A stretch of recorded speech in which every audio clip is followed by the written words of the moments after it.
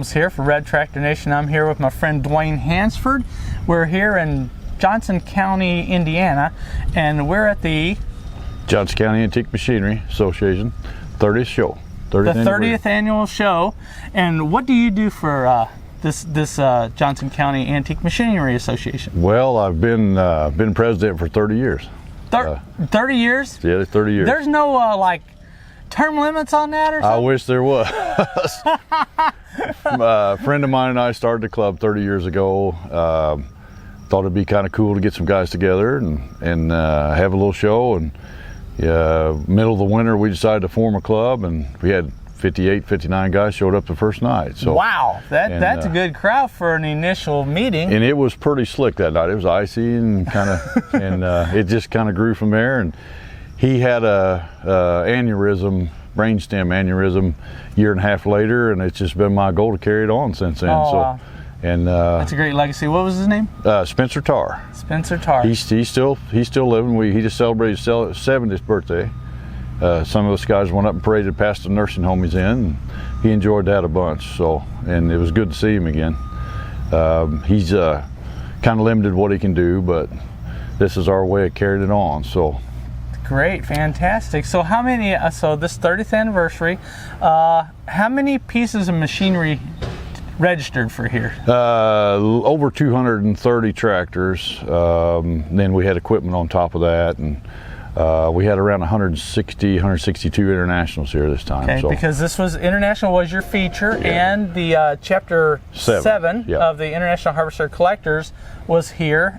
They had a tent. They a bunch of their members came down, brought tractors. Had a meeting here on yesterday on Saturday. Had a meeting, discussed the business, and just had a great time down here. We had a family down here that was celebrating basically father and grandfather and great-grandfather, San Tinkle, and super family there. Super family. They had 16 or more tractors from that family alone, mm-hmm. and just tons of family here. It was just a great time. We did a great video series with them yesterday. So you're going to be present next year too? Well, I would say that's probably what'll happen. Probably going to happen. I've got a great crew here to work with. Every one of them, gals, guys, they're great, super people to work with, and their families. And it's just like a big family reunion for us every year. So it's a very good, clean cut, fun weekend. So it is a lot of fun. Yeah. We got a little rain here this weekend, but man, yesterday when it cleared up, it was just absolutely beautiful. It's beautiful today. Yeah. Sunday morning looks gorgeous out here. What do you do when you're not here at the park? Well, I have a antique tractor parts business. Okay. Rustic Red Acres. We sell Farmall parts, international parts, new and used. We're a vendor at a lot of the major shows. We're getting ready to go Red Power here in a week and a half. So that's my daily routine. Yeah. We box and ship parts every day. I used to do a lot of mechanic work. I'm a mechanic for a dealership years ago. Piddled around with parts. Had a couple partners back in them days, and they wanted to get out, so I bought them out and carried on. Me and the wife, we travel and do some shows. It's like going to a new reunion every week. Every week, you see people that you've seen. Meet a lot of great same people. Shows. A lot of great people. So. Okay, now I read that you have F20 reproduction parts that only you sell. That's right. Yeah. And are those ones that you yourself have designed? And yes, some of them we have. We've got blueprints from the archives to try to get them as politically correct as we can, and I deal back and forth with a couple other guys on a daily basis. But there's only about 3 of us guys in the United States that deal in F-series parts, and we got some parts that are exclusive just to us. That's what I thought. And we've been very blessed with our business, very blessed with great customers, and made a lot of good friends across the world. We ship worldwide, so it's met a lot of great people. So shipping worldwide has opened up a door for you to acquire a really cool little tractor. Yeah. And it's called a F12G. F12G. Tell us all about that thing, because I walked around the corner and it was a weird color. I'm like, who painted that tractor that weird color? It's green. They painted those green. They built those tractors in Neuss, Germany after we quit here. So F12s quit in 1938. They carried those into the war, World War II. Okay. And the factory in Neuss, Germany got bombed during the war, and of course shut the place down. They were building tractors. They built around 3,000 of them over there before they got bombed. They came back after the war, rebuilt the factory, made a 4-speed transmission out of them and styled them. They put a grill on them and carried them on in later years. Very few of those are around. There's probably 3 to 5 of those in the United States here. Wow. I know of a couple. I know of 1 diesel here. I know of 2 other gas ones. So 4 of that in the states that you know of. That I know that's of. about Yeah. it. Yeah. Very, very unique little tractors. Everything on those that were tin, like your oil pan, your valve cover, brake covers, are all cast iron on those. They're heavy built little dudes. Wow.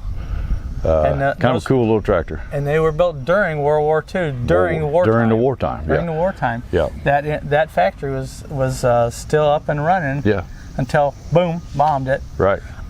So where else did? You're also telling me that there's another tractor that you would love to get, but it's almost impossible. You probably won't, but you would love to have one. What's that? They made a Farmall regular version, and they actually made a Farmall F20 in Russia, and highly sought after for us pre-39 guys. Just almost elusive, kind of like the Sasquatch. Unicorn Sasquatch. You can't find one to get a hold of, and if you could, it would be so devastating of a price. And Russia's pretty tight on anything exported out of there too. So we found a couple of them, but just way out of range. Way out of range for it. Yeah. Even dream money wasn't going to buy that, yeah, huh? Yeah. I'm very well blessed with what I've got, but I don't know if I want to go that far. So let's see. It's kind of like a Sasquatch where there are pictures of them. Yeah. Kinda. You know it exists. Yeah. But man, it's elusive. And it's going to cost you a fortune to trap one. And if you get one, you're going to have to mortgage the house to get it. So. To get it. Yeah. So.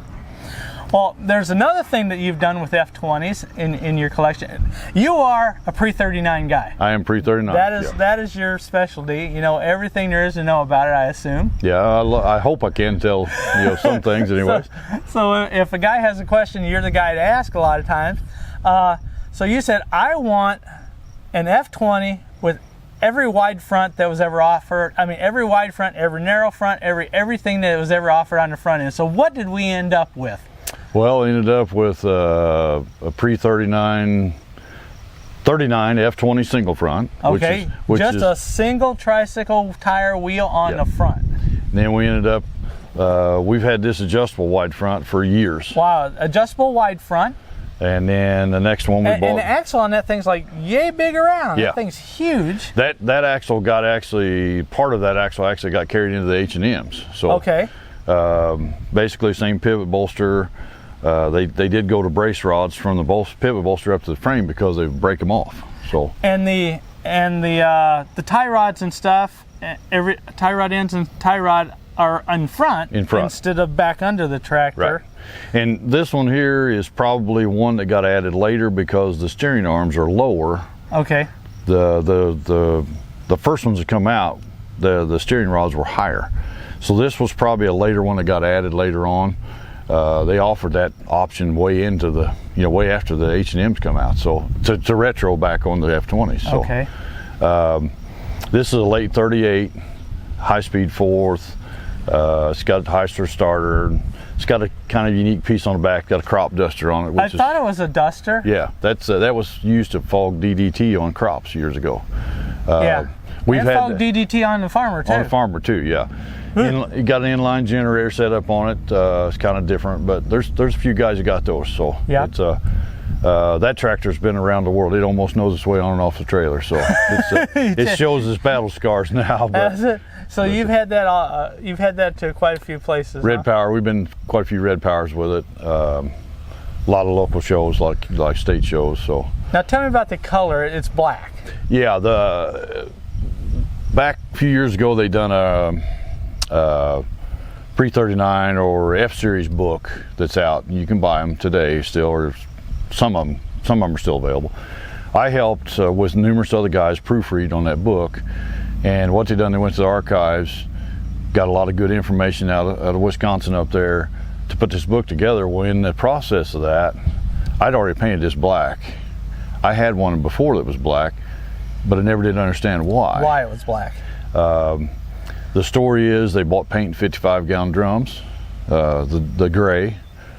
They didn't mix paint every day. They didn't mix that barrel up every day. They didn't stir it. So it settled. All the pigment stirred to the bottom, went to the bottom. So the longer they went with that barrel, the darker the paint got. Oh my goodness. There was some black ones showed up. So, and in this research we done with this book, Todd Markle and Will, can't even think of Will's name now, but they found information that there was black paint out there that got put on some tractors. As well. Harry Lee, friend of mine, he had one. He said, "Why don't you paint that thing black?" So I think it'd be cool. Everybody knows me by the black F20 now, so that's just a marker for us. But that's just Dwayne's marker. That's Dwayne's marker, yeah. So, but it's a really cool tractor. It's a beautiful tractor. It's got great lights on it. I love the lights. Yeah, that's those factory headlights. Those are beautiful lights and fenders, beautiful fenders and lights. Factory weights. Those are kind of tough to find anymore. So oh wow! We just kind of put some goodies on it.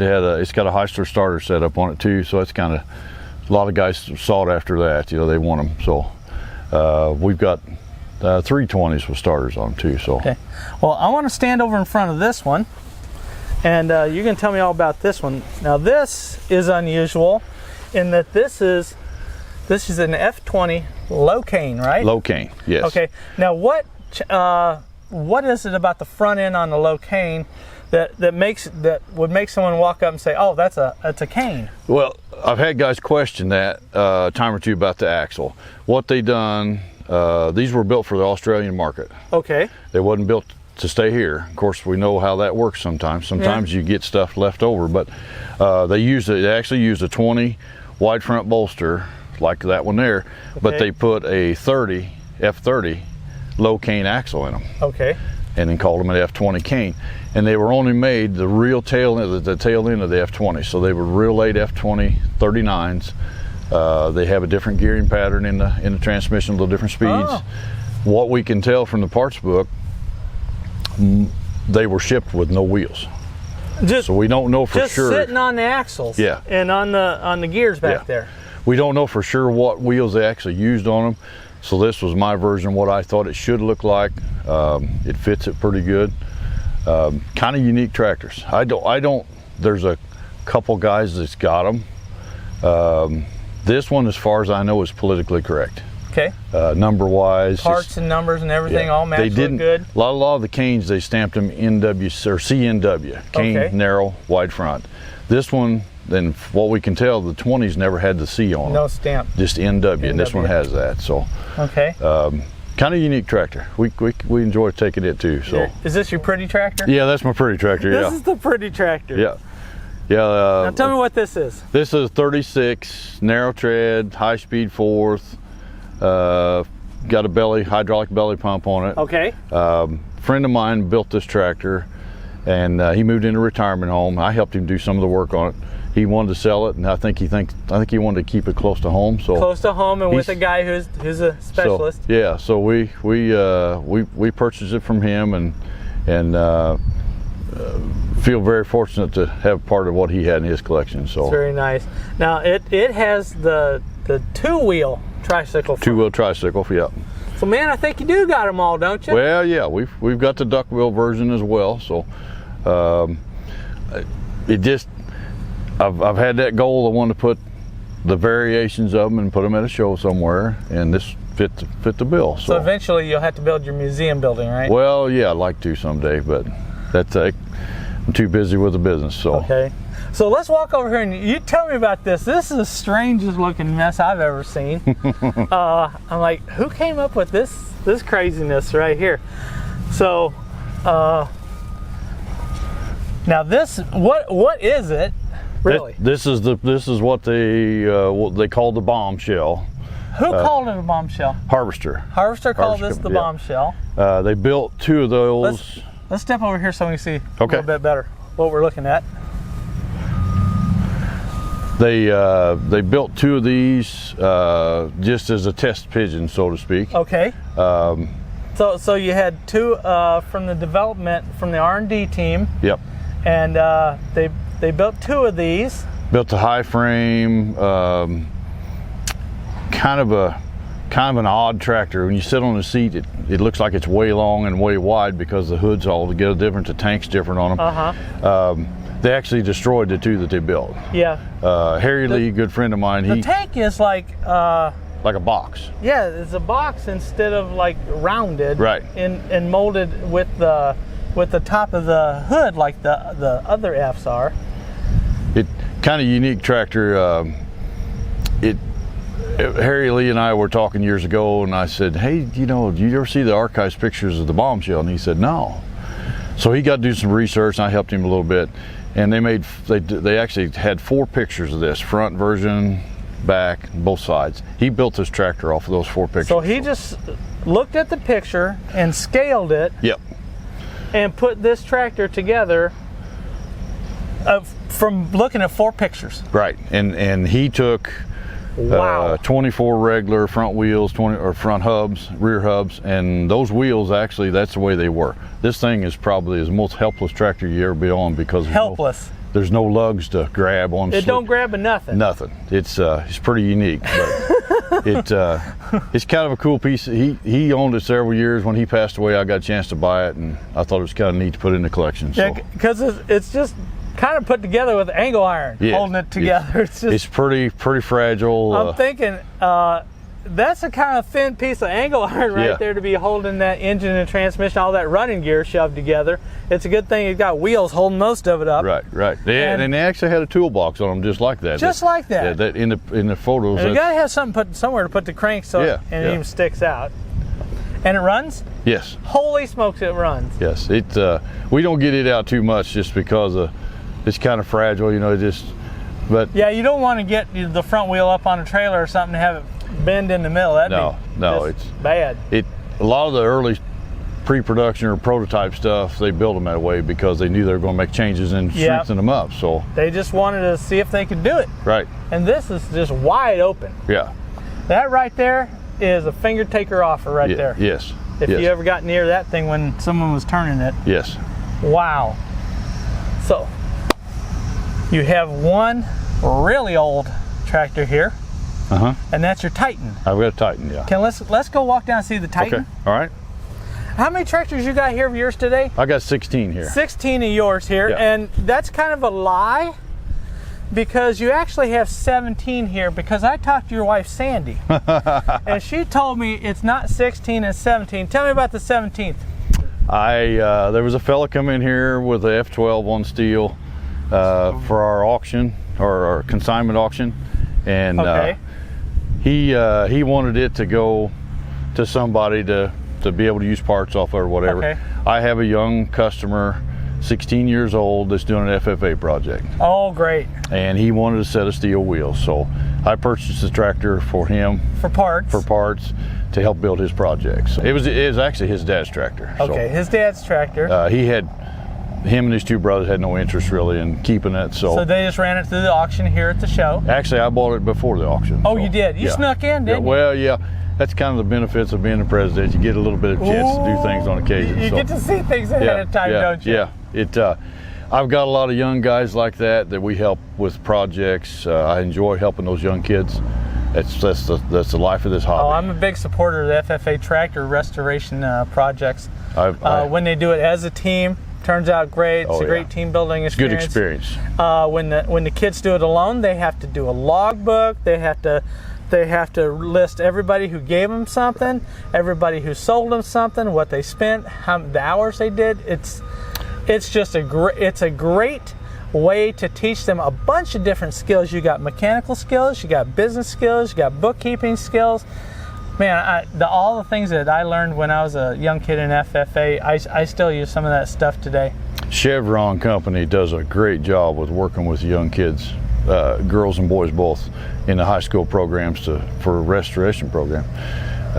I've been involved in 3 or 4 of them pretty big, and supported them and helped them, and parts wise at cost, and and done a little mechanic work, helped them, you know, had them under my wing and showed them things, and I really truly enjoy that a lot. Yeah.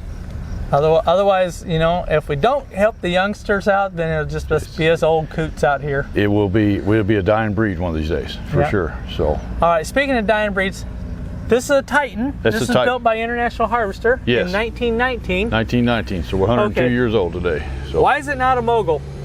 Well, they made a Mogul and a Titan. Okay, so the difference, we have friends honking at us. Yeah, they built the Titan, and then they built a Mogul. Okay, so which company of McCormick Deering had which? The Moguls were, I guess, one branch of that conglomerated into International Harvester. Okay. So I guess I can't tell you the real history, but I can, but I can't explain it like I need to. I guess I caught me off guard there a little bit. I'm sorry. That you're fine. I always wanted a Titan. So if I saw a Titan and I saw a Mogul, and I saw they were both like a 1020, what would be the difference between the two besides the name? They're built totally different. Oh, okay. Yeah, the engines on the Moguls seem like they're more open. These are kind of compact. They're still open. Yeah, nice put together though. They're still an open version tractor, laid down 2 cylinders, and Moguls. The Mogul's more like and these are too. They used a power unit engine basically to build a tractor. So, and they built 816s and 1020s both, in the Moguls and Titans both. So, well, the 816 was a junior. They called them 816 junior. I have 2 of those as well. So, okay. Now, what does this use as a fuel? Kerosene. Kerosene. Yeah. And it's just kerosene.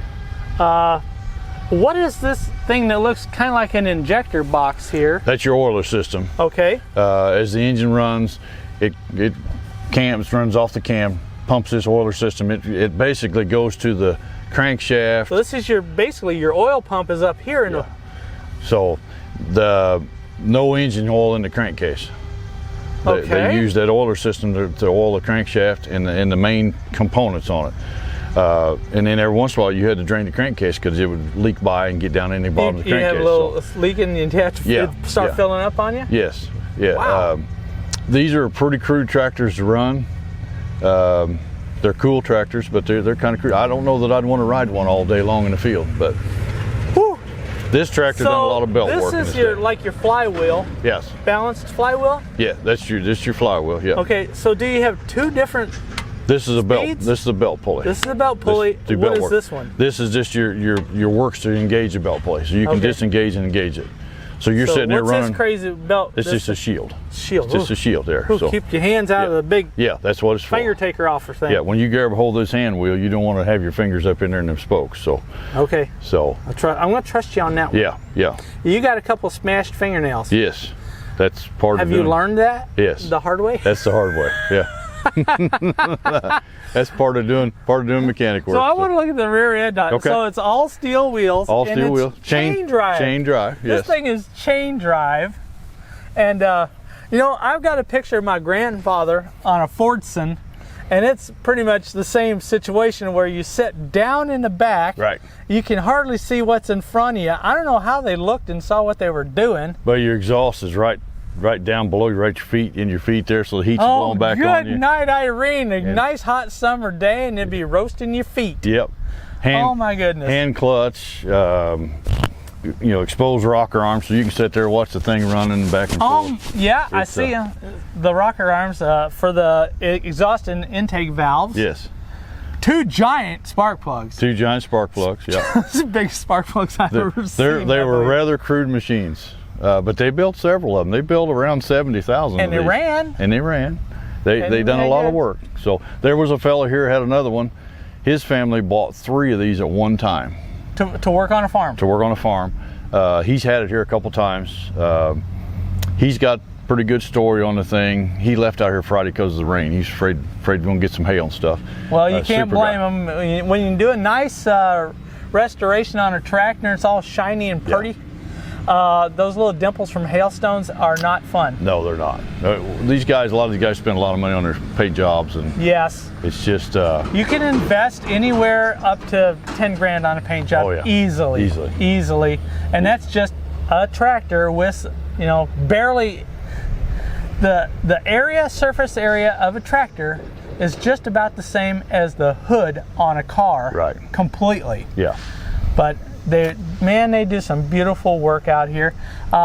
Let's walk up here. I want to see other tractors, because there's you got a couple other cool looking tractors over here. Yeah. We're gonna walk down here and look at your German F12G. F12G. Yes. Oh wow! Look at the weights on the ends of the. Look at these on the ends of the tires. Look at those, stamped with the IH. Those are so cool. Just so cool. Never been painted? Never been painted.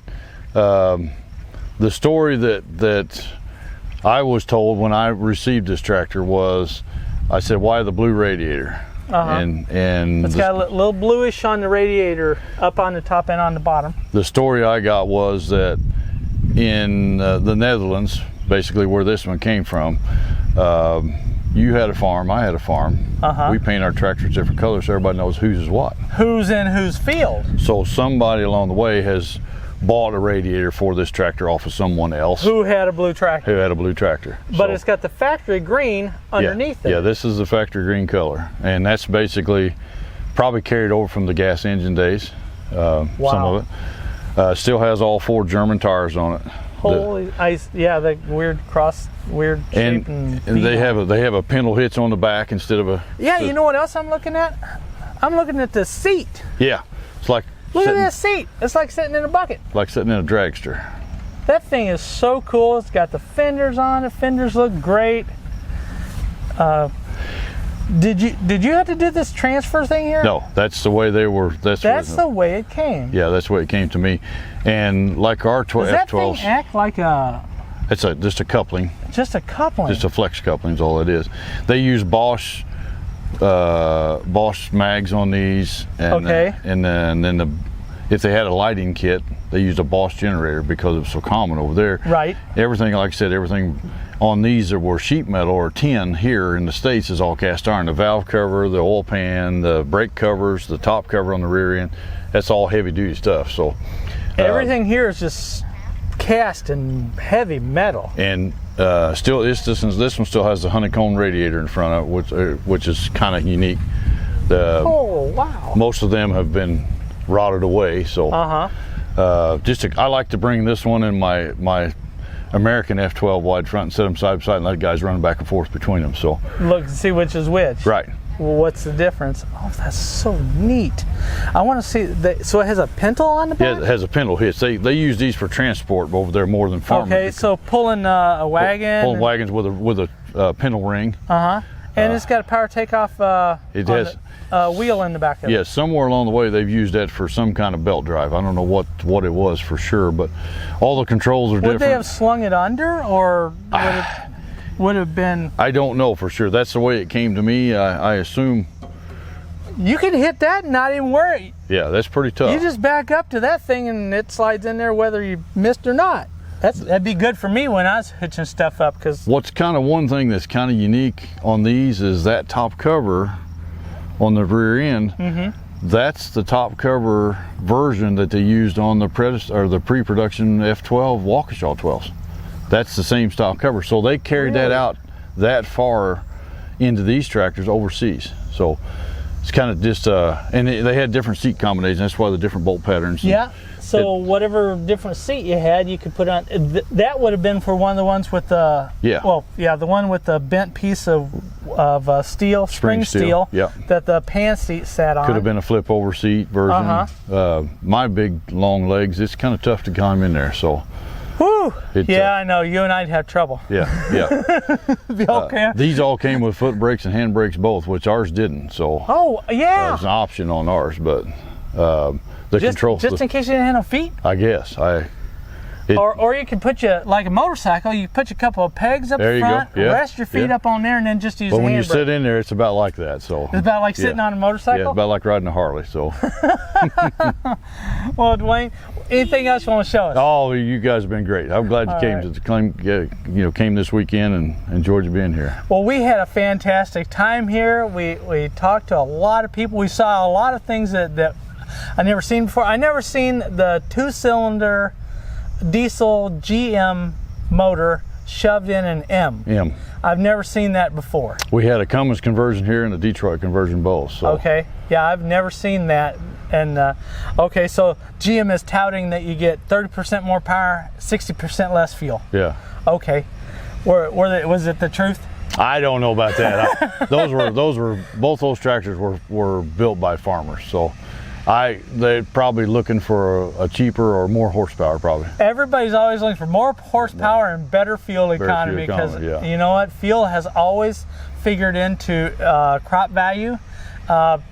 We've burnt kerosene, we've burnt diesel, we've burnt gasoline, we've burnt, what's the other weird thing? Distillate. Distillant. Yeah. We burnt distillant, which is a byproduct of the gasoline. That was you're back in the wartime. That's all you could get too. So LP. Liquid propane. Yep. Anybody run natural gas in one? Not that I know of. They do on some of the power units when they're sitting still, you know. They'll hook them straight up to natural gas. Yeah, cheaper way to run them. So straight up diesel. Yeah. Electric? Not that I've seen yet, but I wouldn't put that past somebody. I wouldn't put it past somebody to make an electric unit and put it on one of these old tractors. It's coming. It's coming. With the new green deal we got today, well, it's coming. So. It's coming. We'll be out here. We'll see an old F14 rolling around a little bit F14 with an electric motor inside of it, making it go. Wait a minute. I do have a post on my on Instagram, I think, of a tractor that's not a hybrid. It's an electric tractor. What do you think? It's blue though. Was it? Yeah. Yeah. It's coming. It's coming. Yeah, it's coming. Yeah. Dwayne, I've had a great time. Yeah. We're going to see you a couple weeks at Red Power. You'll be there with parts and stuff like that to sell. We'll be there set up to help people out. So. To help people find missing stuff and pieces. And hey, you're supposed to have a part for me today. Am I? Yeah. Did you forget? I probably did. Yeah. I bet I can catch you at Red Power, though. You'll catch me in a couple weeks at Red Power. I'll catch you at Red Power. I apologize for that. That's okay. Been kind of busy this weekend, so. You know, I think so. Since you're the president and all that, you're the man with the power around here. I don't know about the power, but like I said, my power is with my group. So. There you go. Well, they did a great job. It's a great show. Weather was a little rough at times, but 4 inches of rain, that's a little more rain than we need, but we got by. So. But this place is built high and dry right here, and like you say, we're surrounded by the moat. Yeah. So we're good to go. But it was a great show. We had a great time. Thanks for showing me around your collection, the ones you brought here, and good luck at Red Power with bringing us all some parts we need. All right. All right. This has been Ed Holmes for Red Tractor Nation. Now be sure to like and subscribe.